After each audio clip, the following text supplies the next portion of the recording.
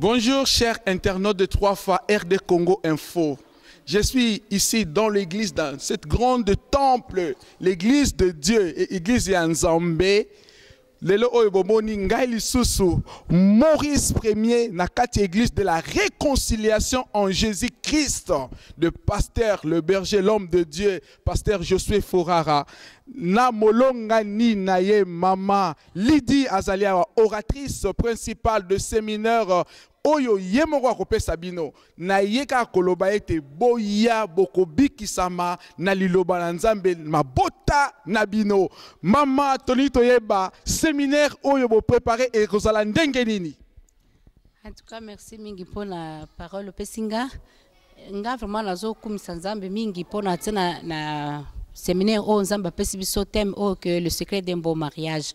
Pour toyebe tene bandeli libala ndenge zalaki na lolenge Nzamba saelaki yango eza ndenge za sosiko te papa yango wana vraiment na kosengete Nzamba sala ngolu pe na bandeko nyonso epai bozali boyeba na koya mingi toya ko découvrir eloko nini Nzamba bombeli biso na kati ya temo ya munene ke le secret d'un bon mariage po tozana posete mabana na biso evanda bamabana na biso etongama ezara renouveler lisusu ezonga lisusu ya sika bamai na bamafuta na bamatungulu elongwaki ezonga soki ezalaka te eya pona tina nini satana kufa soni oyo kumosala bamabana na biso komela ba papier tovani na tongo na poko tokabwani donc secret ya malamu ya Eva. Amen amen to metano maboko ya mama ekozala ndenge nini séminaire ekozala ndenge nini tozonge pa ya mama bazana loboko ya mobali pokombona yo ekozala boni.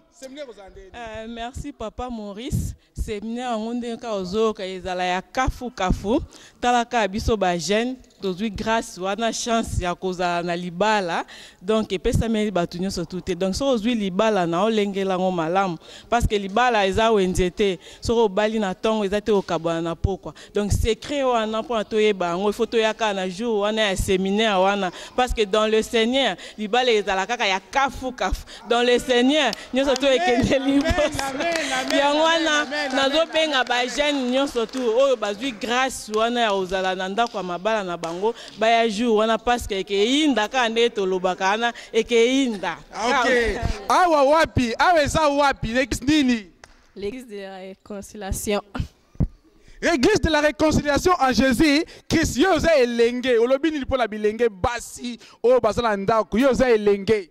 Na belenge kwa ngabaya notre balité biso pitola ma bien avant to kena mabala na biso. Amen. Nzambe azala na kati ya libota na bino. Maboko pona ye.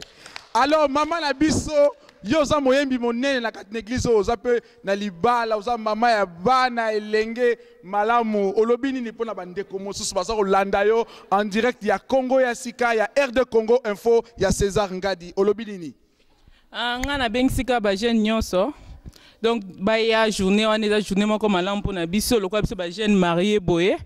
Donc toya kola ya mingi pona ba jeune mingi kona mabala bazo saka na mabala mais toya kola toyoka oyo nini Nzambe akoki kolobela biso ya on bengisi ba jeune nyonso o baza lokola nga boye kola ya mingi. Amen amen amen amen pusana na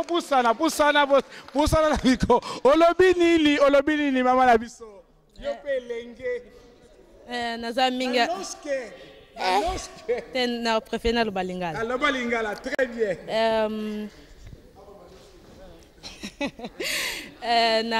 Nazanga minga koloba te toyaka kapona toyeba sekele ya libala.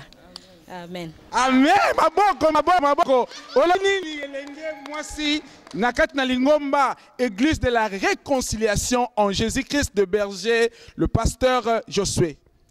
Non loba mingi te ponyo fifi bat ba lobi na bango bat nyoso ka ba ya ponga pe na jeune loko abino na bana ngate mais na yaka poka na bongisa ka avenir boya kaka. Amen amen boya bokozala béni. Merci beaucoup. L'église de la réconciliation le 16 là le 17 pour découvrir les secrets d'un bon